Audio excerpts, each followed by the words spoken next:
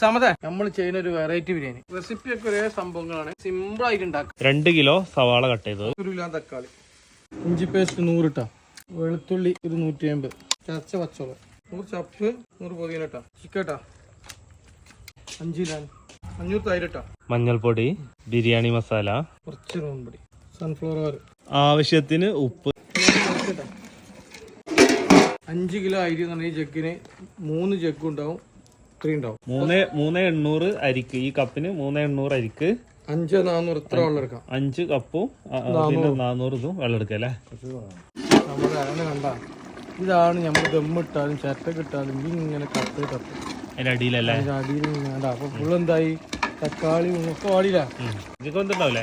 ഒക്കെ വന്ന് ഇനി നമ്മളെന്ത് ചെയ്ത് ഇറക്കി വെക്കുക. ഇറക്കാണ്. നേരത്തെ അളന്നെടുത്തുള്ള വെള്ളം ഉണ്ടല്ലോ, അത് നേരിട്ട് ഈ അടുപ്പത്തേക്ക് വെച്ച് കൊടുക്കുക. ശേഷം ക്യാരറ്റ്, കറിവേപ്പില, പട്ട, പൂവ്, ഏലക്കായ്, ഇഞ്ചി പേസ്റ്റ്, വെളുത്തുള്ളി പേസ്റ്റ്, സൺഫ്ലവർ ഓയിൽ, ആവശ്യത്തിന് ഉപ്പ്. റൈസ് ഏതാ?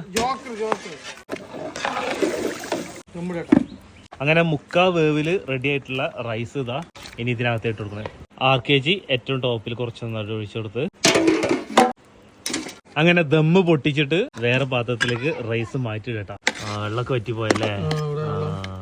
ബിരിയാണി ഉണ്ട്, അടിപൊളി, സൂപ്പറാ, അടിപൊളിയായിരുന്നല്ലേ.